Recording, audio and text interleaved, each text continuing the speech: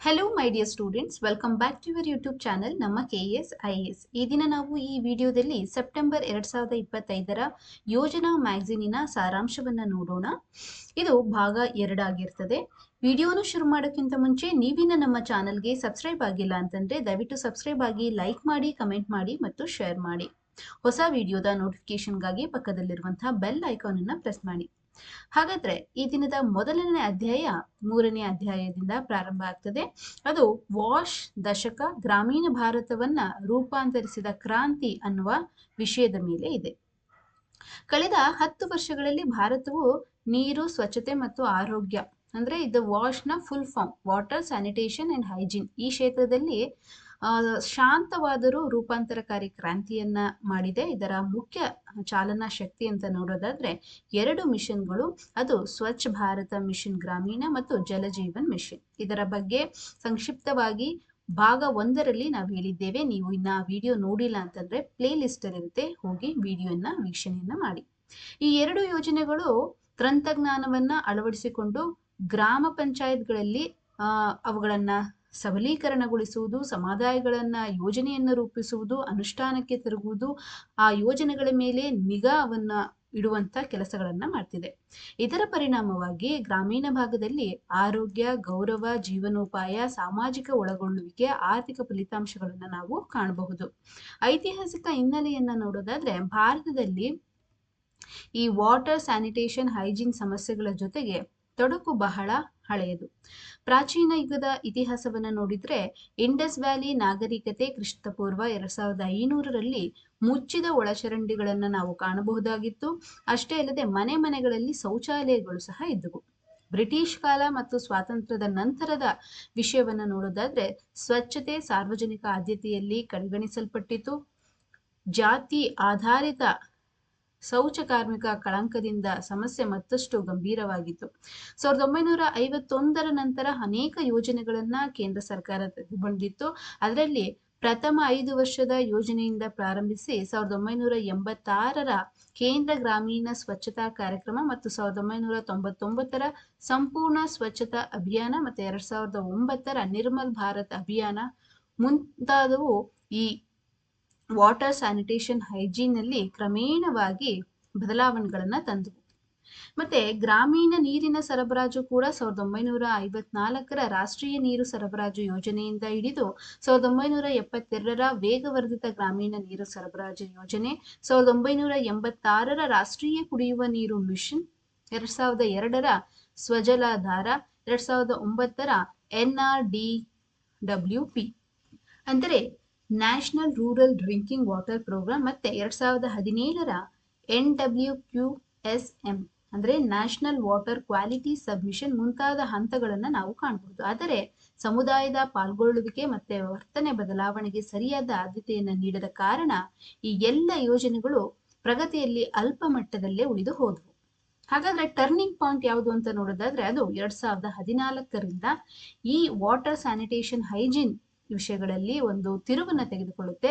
ಅದು 2014ರಲ್ಲಿ ಪ್ರಧಾನಿ ನರೇಂದ್ರ ಮೋದಿಯವರು ಮುಕ್ತ ಶೌಚಾಚರಣೆ ಭಾರತ ಅಂದ್ರೆ ಓಪನ್ ಡಿಫಿಕೇಶನ್ ಫ್ರೀ ಘೋಷಣೆಯನ್ನ ಮಾಡುವ ಮೂಲಕ ಒಂದು ದೊಡ್ಡ ತಿರುವನ್ನ ಕೊಡ್ತಾರೆ. ಸ್ವಚ್ಛ ಭಾರತ್ ಮಿಷನ್ ಗ್ರಾಮೀಣ 10 ಕೋಟಿಗೂ ಹೆಚ್ಚು ಮನೆಗೆ ಶೌಚಾಲಯಗಳನ್ನ ನಿರ್ಮಿಸುವ ಉದ್ದೇಶದಿಂದ 2014ರಲ್ಲಿ ಸುಮಾರು 39% ಗ್ರಾಮೀಣ ಶೌಚಾಲಯ ವ್ಯಾಪ್ತಿಯನ್ನ ಒಳಗೊಂಡಂತೆ 2019ರ ವೇಳೆಗೆ ಅದು 100ರಷ್ಟು ಹೆಚ್ಚಿಕೆಯನ್ನ ಮಾಡಲಾಗ್ತದೆ.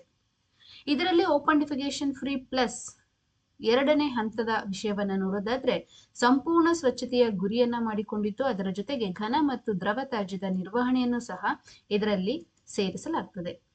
ಮುಂದೆ ಜಲಜೀವನ್ ಮಿಷನ್ 2019ರ ವಿಷಯವನ್ನ ನೋಡೋದಾದ್ರೆ ಪ್ರತಿಯೊಂದು ಗ್ರಾಮೀಣ ಮನೆಗೂ functional house hold tap connection ನೀಡುವುದು ಇದರ ಮುಖ್ಯ ಉದ್ದೇಶವಾಗಿರ್ತದೆ. ಇದು ಪ್ರತಿಯೊಬ್ಬನಿಗೂ ದಿನಕ್ಕೆ ಕನಿಷ್ಠ 55 ಲೀಟರ್ BIS ಅಂದ್ರೆ ಬ್ಯೂರೋ ಆಫ್ ಇಂಡಿಯನ್ ಸ್ಟ್ಯಾಂಡರ್ಡ್ 10,500 ಗುಣಮಟ್ಟದ ನೀರನ್ನ ಖಚಿತಪಡಿಸುವ ಉದ್ದೇಶವನ್ನ ಒಳಗೊಂಡಿರ್ತದೆ. ಈ ಮಿಷನ್ಗಳು ವಾಶ್ ಅನ್ನು ಮೂಲಸೌಕರ್ಯ ಕೇಂದ್ರಿತದಿಂದ ಜನಕೇಂದ್ರಿತವಾಗಿ ಪರಿವರ್ತನೆ ಮಾಡಲು ಸಹಕಾರಿಯಾಗಿದೆ.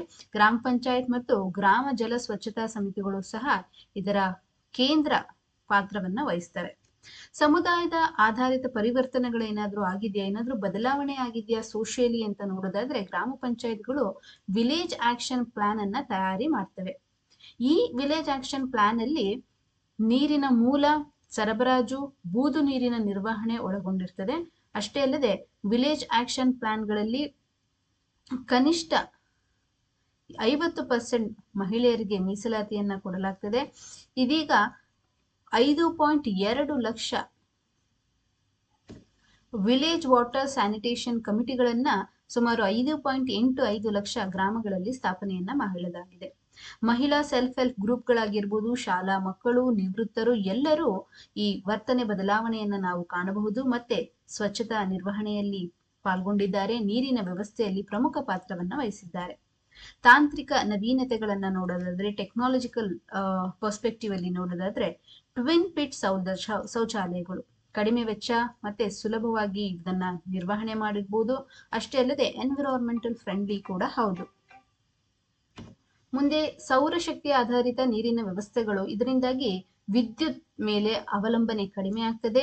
ಉದಾಹರಣೆ, ಲಡಾಖ್ನಲ್ಲಿ ಇನ್ಸುಲೇಟೆಡ್ ಪೈಪ್ಗಳು, ಶೂನ್ಯಕ್ಕಿಂತ ಕಡಿಮೆ ತಾಪಮಾನಗಳಲ್ಲೂ ಸಹ ಈ ಪೈಪ್ಗಳು ನೀರನ್ನ ಸರಬರಾಜು ಮಾಡುವ ಸಾಮರ್ಥ್ಯವನ್ನ ಹೊಂದಿದೆ. ಅಷ್ಟೇ ಅಲ್ಲದೆ ತೇಲುವ ನೀರಿನ ಯೋಜನೆಗಳನ್ನ ಗುಜರಾತ್ನಲ್ಲಿ ನಾವು ಕಾಣಬಹುದು. ಇದು ಪ್ರವಾಹಕ್ಕೆ ಪ್ರತಿರೋಧಿಯಾಗಿ ಕೆಲಸವನ್ನ ಮಾಡ್ತದೆ. ಮತ್ತೆ IoT, ಇಂಟರ್ನೆಟ್ ಆಫ್ ಥಿಂಗ್ಸ್ ಮತ್ತು ರಿಯಲ್ ಟೈಮ್ ಮಾನಿಟರಿಂಗ್ ಕೂಡ ಇದರಲ್ಲಿ ಅಳವಡಿಕೆಯನ್ನ ಮಾಡಲಾಗಿದೆ. ನೀರು ಹರಿಯುವ ಮೀಟರ್ ಮತ್ತೆ ಕ್ಲೋರಿನ್ ವಿಶ್ಲೇಷಕ, ಡ್ಯಾಶ್ ಬೋರ್ಡ್ಗಳ ನಿರ್ವಹಣೆ ಮತ್ತು ದೂರು ಪರಿಹಾರಕ್ಕೆ ಈ ಟೆಕ್ನಾಲಜಿಗಳನ್ನ ಯೂಸ್ ಮಾಡಿಕೊಳ್ಳಲಾಗಿದೆ. ಮುಂದಿನ ನೀರಿನ ಗುಣಮಟ್ಟದ ವಿಷಯವನ್ನು ನೋಡೋದಾದ್ರೆ 2183 ಪ್ರಯೋಗಾಲಯಗಳಲ್ಲಿ ಈ ನೀರಿನ ಮಾದರಿಯ ಪರೀಕ್ಷೆಯನ್ನ ಮಾಡಲಾಗ್ತದೆ. ಮೊಬೈಲ್ ಪರೀಕ್ಷಾ ವಾಹನಗಳು ಕೂಡ ನಾವು ಕಾಣಬಹುದು. ಅಷ್ಟೇ ಅಲ್ಲದೆ water quality management information system ಅಲ್ಲಿ ನಾಗರಿಕರು ಆನ್ಲೈನ್ ಮೂಲಕ ನೀರಿನ ಗುಣಮಟ್ಟದ ಡೇಟಾವನ್ನ ನೋಡಬಹುದು. ವರ್ತನೆ ಬದಲಾವಣೆ ಮತ್ತು ನಾಗರಿಕರ ತೊಡಗಿಸಿಕೊಳ್ಳುವಿಕೆಯ ವಿಷಯವನ್ನ ಇಲ್ಲಿ ಕೊಟ್ಟಿದ್ದಾರೆ. IEC ಅಭಿಯಾನಗಳ ವಿಷಯವನ್ನ ನೋಡೋದಾದ್ರೆ, ಅಂದ್ರೆ ಇಂಡಿಯನ್ ಎಲೆಕ್ಷನ್ ಕಮಿಷನ್, ಇದರ ವಿಷಯವನ್ನ ನೋಡೋದಾದ್ರೆ ಸ್ವಚ್ಛಾಗ್ರಹಿ, ದರ್ವಾಜಾ ಬಂದ್, ಜಲ ಉತ್ಸವ್, ಸ್ವಚ್ಛ ಸುಜಲಾ ಗಾಂವ್, ಸ್ವಚ್ಛ ಸುಜಲ್ ಶಕ್ತಿ ಸನ್ಮಾನ್. ಮಹಿಳಾ ನೇತೃತ್ವವನ್ನ ನೋಡೋದಾದ್ರೆ ಜಲ ಸಹೇಲಿ, ಜಲ್ ಸಾಕಿ, ಜಲ ಸಹೀಯ. ಇವರು ನೀರಿನ ಸಂರಕ್ಷಕರಾಗಿ, ನಿರ್ವಹಣಾಕಾರರಾಗಿ ಸಮುದಾಯದ ಒಗ್ಗೂಡಿಕೆಯಲ್ಲಿ ಮುಂಚೂಣಿಯಲ್ಲಿದ್ದಾರೆ. ಮುಂದೆ ಇತರೆ ಯೋಜನೆಗಳ ಸಂಯೋಜನೆಯನ್ನು ನೋಡೋದಾದ್ರೆ MG ನರೇಗಾ ಮತ್ತೆ ನ್ಯಾಷನಲ್ ಹೆಲ್ತ್ ಮಿಷನ್ ಸಮಗ್ರ ಶಿಕ್ಷಣ ಸಂಪನ್ಮೂಲಗಳ ಸಮರ್ಥ ಬಳಕೆಯನ್ನ ಖಚಿತಪಡಿಸುತ್ತಿದೆ. ಶಾಲೆಗಳು ಮತ್ತು ಅಂಗನವಾಡಿಗಳಲ್ಲಿ ವಾಶ್ ಹೇಗೆ ಒಂದು ತನ್ನ ಕಾರ್ಯವನ್ನು ನಿರ್ವಹಿಸಿದೆ ಅಂತ ನೋಡೋದಾದ್ರೆ, ನ್ಯಾಷನಲ್ ಎಜುಕೇಶನ್ ಪಾಲಿಸಿ 2020 ಹಾಗೂ ಸಸ್ಟೈನಬಲ್ ಡೆವಲಪ್ಮೆಂಟ್ ಗೋಲ್ 4 ಮತ್ತು 6ರ ಗುರಿಗಳಿಗೆ ಹೊಂದಿಕೆ ಆಗುವಂತೆ ಶಿಕ್ಷಣ ಸಂಸ್ಥೆಗಳು ವಾಶ್ ಅನ್ನ ಮೂಲ ಸೌಕರ್ಯಕ್ಕೆ ಬಳಕೆ ಮಾಡಿಕೊಳ್ತಿದ್ದಾರೆ. ಪ್ರತ್ಯೇಕ ಬಾಲಕಿಯರ ಶೌಚಾಲಯಗಳನ್ನ ನಾವು ಶಾಲೆಗಳಲ್ಲಿ ಮತ್ತು ಅಂಗನವಾಡಿಗಳಲ್ಲಿ ಕಾಣಬಹುದು. ಅಂಗವಿಕಲರ ಸ್ನೇಹಿ ಶೌಚಾಲಯಗಳನ್ನು ಕೂಡ ನಿರ್ಮಾಣ ಮಾಡಲಾಗಿದೆ.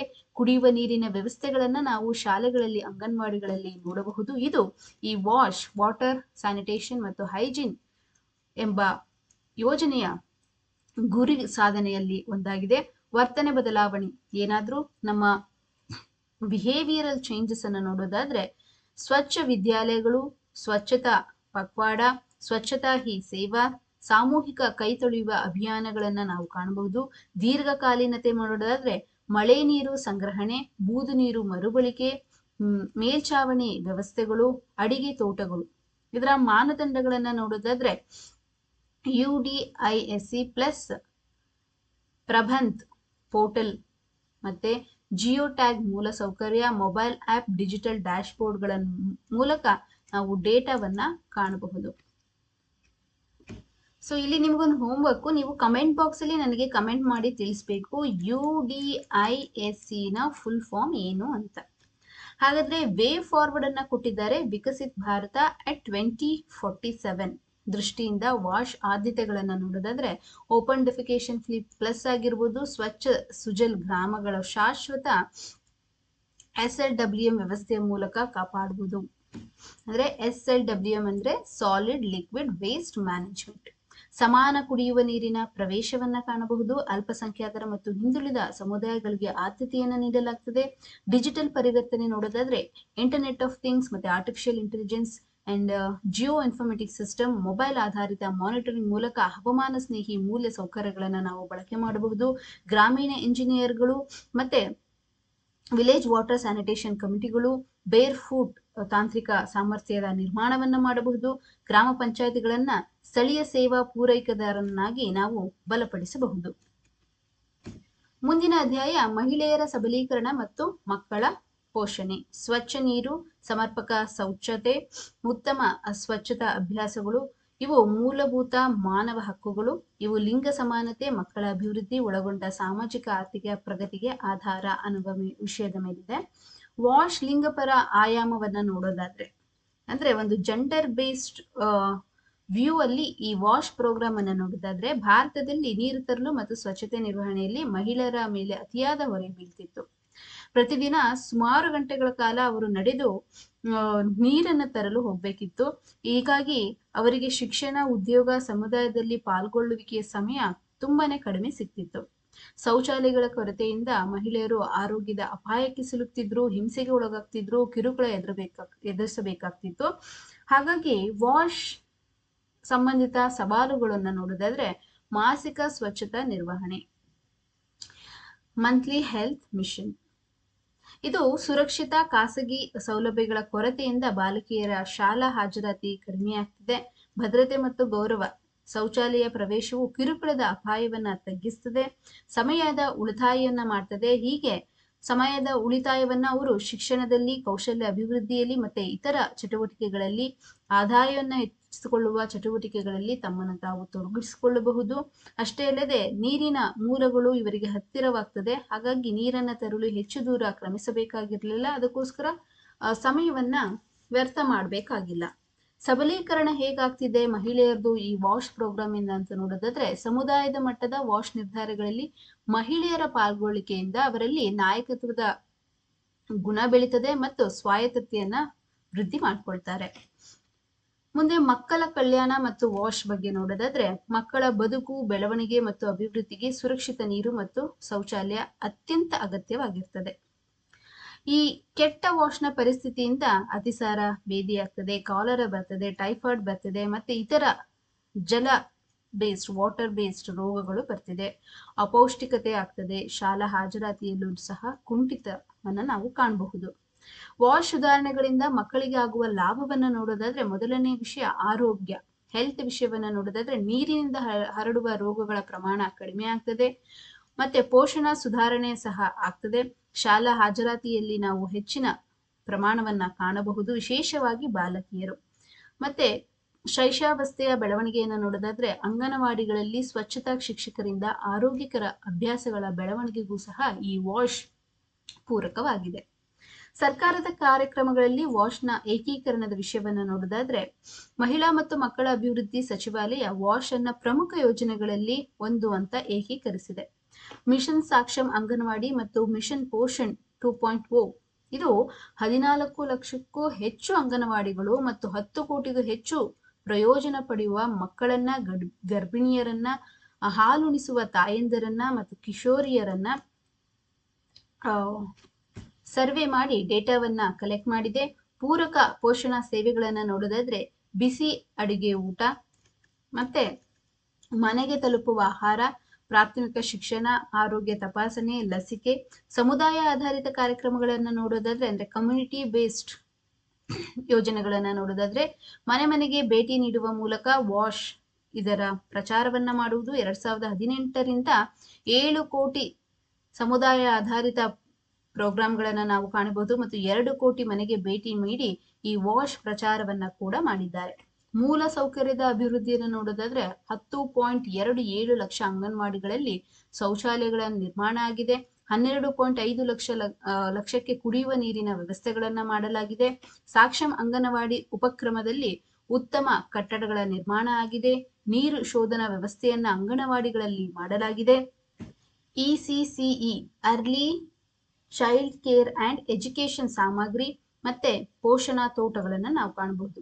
ಕಿಶೋರಿಯರ ಯೋಜನೆಯ ವಿಷಯವನ್ನ ನೋಡೋದಾದ್ರೆ 23 ಲಕ್ಷ ಕಿಶೋರಿಯರು ಉತ್ತರದ ಪೂರ್ವ ರಾಜ್ಯಗಳು ಮತ್ತು ಆಸ್ಪಿರೇಷನಲ್ ಡಿಸ್ಟ್ರಿಕ್ಟ್ ಜಿಲ್ಲೆಗಳಲ್ಲಿ ಪೋಷಣೆ, ಆರೋಗ್ಯ, ಮಾಸಿಕ ಸ್ವಚ್ಛತೆ, ಸ್ನೇಹಿತ ನಾಯಕತ್ವದ ಸ್ವಚ್ಛತಾ ಶಿಕ್ಷಣಗಳನ್ನ ಪಡೆಯುತ್ತಿದ್ದಾರೆ. ವಿಶೇಷ ಅಭಿಯಾನಗಳು ಮತ್ತು ಜನ ಆಂದೋಲನಗಳನ್ನ ನೋಡೋದಾದ್ರೆ ಪೋಷಣ್ ಮಾಸ, ಪೋಷಣ್ ಪಕ್ವಾಡ, ವಿಶೇಷ ಅಭಿಯಾನ 3.0, ಸ್ವಚ್ಛತೆ, ಶೌಚತೆ ಮತ್ತು ಸಮುದಾಯದ ಪಾಲ್ಗೊಳ್ಳುವಿಕೆಯನ್ನ ನಾವು ಇಲ್ಲಿ ಕಾಣಬಹುದು. ಮಿಷನ್ ಶಕ್ತಿ ಮತ್ತು ಬೇಟಿ ಬಚಾವೋ ಬೇಟಿ ಪಡಾವೋ ಇದು ಲಿಂಗ ಸಂವೇದನೆ, ಶೌಚತೆ ಪ್ರಚಾರ, ಕಿಶೋರಿಯರ ಶಾಲಾ ಬಿಟ್ಟು ಹೋಗುವಿಕೆಯನ್ನ ತಡೆಗಟ್ಟುವುದು. ಅಷ್ಟೇ ಅಲ್ಲದೆ ಪ್ರಧಾನಮಂತ್ರಿ ಮಾತೃ ವಂದನಾ ಯೋಜನೆ ಮತ್ತು ಮಿಷನ್ ವಾತ್ಸಲ್ಯ ಇದು ತಾಯಂದಿರ ಆರೈಕೆ, ಶಿಶು ಆರೈಕೆ, ಶೌಚತಾ ಜಾಗೃತಿ, ಮಕ್ಕಳ ಆರೈಕೆ ಕೇಂದ್ರಗಳನ್ನ ಸ್ಥಾಪನೆ ಮಾಡುವಂಥದ್ದು. ಅಷ್ಟೇ ಅಲ್ಲದೆ ಸ್ವಚ್ಛತಾ ಆಕ್ಷನ್ ಪ್ಲಾನ್ ನಿಧಿಗಳನ್ನ ಮಾಡುವಂಥದ್ದು. ಮುಂದೆ ಈ ವಾಶ್ ಪ್ರೋಗ್ರಾಂನ ಯಶಸ್ವಿನ ತಂತ್ರಗಳನ್ನು ನೋಡೋದಾದ್ರೆ ಸಮುದಾಯದ ಪಾಲ್ಗೊಳ್ಳುವಿಕೆ, ಎಸ್ಪೆಷಲಿ ಮಹಿಳಾ ಸೆಲ್ಫ್ ಹೆಲ್ಪ್ ಗ್ರೂಪ್ಗಳು, ಸ್ವಯಂ ಸೇವಕರು ಬೂದು ನೀರು ನಿರ್ವಾಹಕರಾಗಿ ಶೌಚಾಲಯದ ನಿರ್ವಹಣೆ ಮಾಡ್ತಾ ಸ್ವಚ್ಛತಾ ಪ್ರಚಾರದಲ್ಲಿ ಸಕ್ರಿಯವಾಗಿ ಪಾಲ್ಗೊಂಡಿರೋದನ್ನ ನಾವು ಕಾಣಬಹುದು. ಅಷ್ಟೇ ಅಲ್ಲದೆ ಸಾಮೂಹಿಕ ಅಭಿಯಾನಗಳು, ಮನೆ ಮನೆಗೆ ಭೇಟಿ ನೀಡಿ ಈ ವಾಶ್ನ ಪ್ರಚಾರ, ಶಾಲಾ ಆಧಾರಿತ ಕಾರ್ಯಕ್ರಮಗಳಿಂದ ವರ್ತನೆ ಬದಲಾವಣೆಗಳನ್ನು ನಾವು ಕಾಣಬಹುದು. ಅಂತರ ವಿಭಾಗ ಸಂಯೋಜನೆ, ಶಿಕ್ಷಣ, ಆರೋಗ್ಯ, ಮಹಿಳಾ ಮಕ್ಕಳ ಇಲಾಖೆ ನಡುವೆ ಸಹಕಾರವನ್ನು ಸಹ ನಾವು ಕಾಣಬಹುದು. ಹಾಗಾದ್ರೆ ಮುಂದಿನ ದಾರಿಯನ್ನ ನೋಡೋದಾದ್ರೆ ವೇ ಫಾರ್ವರ್ಡ್. ಸಮಗ್ರ ವಾಶ್ ಜಾರಿಗಾಗಿ ನಾವೇನ್ ಮಾಡ್ಬೇಕು ಅಂತಂದ್ರೆ ಎಲ್ಲರಿಗೂ ಸುರಕ್ಷಿತ ನೀರನ್ನ ಕೊಡಬೇಕು. ಕಾರ್ಯನಿರ್ವಹಿಸುವ ಶೌಚಾಲಯಗಳು ಇರ್ತವೆ, ಆದ್ರೆ ಅದು ಕಾರ್ಯನಿರ್ವಹಿಸ್ತಿಲ್ಲ, ವರ್ಕಿಂಗ್ ಕಂಡೀಷನ್ ಅಲ್ಲಿ ಇರುವುದಿಲ್ಲ. ಹಾಗಾಗಿ ವರ್ಕಿಂಗ್ ಕಂಡೀಷನ್ ಅಲ್ಲಿ ಇರುವ ಶೌಚಾಲಯಗಳ ನಿರ್ಮಾಣವನ್ನ ಮಾಡಬೇಕು. ವಿಶೇಷವಾಗಿ ಹಿಂದುಳಿದ ಸಮುದಾಯಗಳಿಗೆ ಇದನ್ನ ಎಕ್ಸ್ಟೆಂಡ್ ಮಾಡಬೇಕು. ವರ್ತನೆ ಬದಲಾವಣೆ ಸಂವಹನದಲ್ಲಿ ನಿರಂತರ ಹೂಡಿಕೆಯನ್ನ ಮಾಡಬೇಕು, ಇನ್ವೆಸ್ಟ್ಮೆಂಟ್ ಅನ್ನ ಮಾಡಬೇಕು, ಅಥವಾ ಬಜೆಟ್ ಅಲೋಕೇಶನ್ ಅನ್ನ ಸಹ ನಾವು ಮಾಡಬೇಕು. ಅಂಗನವಾಡಿ ಮತ್ತು ಕಿಶೋರಿಯರ ಕಾರ್ಯಕ್ರಮಗಳನ್ನ ವಾಶ್ ಜೊತೆ ನಾವು ಏಕೀಕರಿಸಬೇಕು. ಡೇಟಾ ಆಧಾರಿತ ಮಾನಿಟರಿಂಗ್ ಮತ್ತು ಇಲಾಖೆ ಸಂಯೋಜನೆಗಳನ್ನ ಸಹ ಮಾಡುವುದರ ಮೂಲಕ ವಾಶ್ ಅನ್ನ ಯಶಸ್ವಿಯನ್ನಗೊಳಿಸಬಹುದು. ಸೊ ನಾನು ಈ ಸಾರಾಂಶವನ್ನ ಮೇನ್ಸ್ ಪರ್ಸ್ಪೆಕ್ಟಿವ್ ಅಲ್ಲಿ ನಿಮಗೆ ಎಕ್ಸ್ಪ್ಲೇನ್ ಮಾಡ್ತಿದ್ದೀನಿ. ಇನ್ ಕೇಸ್ ನೀವು PSI SI ಬರ್ತಾ ಇರೋರಾಗಿದ್ರೆ KS ಮೇನ್ಸ್, IAS ಮೇನ್ಸ್ಗಳಲ್ಲಿ ಇದು ತುಂಬಾ ಉಪಯುಕ್ತವಾಗ್ತದೆ. ಯಾಕಂದ್ರೆ ನಾನು ಪ್ರತಿಯೊಂದು ಪಾಯಿಂಟ್ ಅನ್ನ ಸಕ್ಸಸ್ ಆಗಿರ್ಬೋದು, ಚಾಲೆಂಜಸ್ ಆಗಿರ್ಬೋದು, ಅಥವಾ ವೇ ಫಾರ್ವರ್ಡ್ ಆಗಿರ್ಬೋದು, ಡೇಟಾ ಫ್ಯಾಕ್ಟ್ಸ್ಗಳನ್ನ ಕೊಡ್ತಾ ಇದ್ದೀವಿ. ಸೊ ಮುಂದಿನ ವಿಡಿಯೋದಲ್ಲಿ ಮತ್ತೆ ಭೇಟಿಯಾಗೋಣ. ಅಲ್ಲಿವರೆಗೂ ಸ್ಟಡಿ ವೆಲ್, ಬಾಯ್, ಟೇಕ್ ಕೇರ್.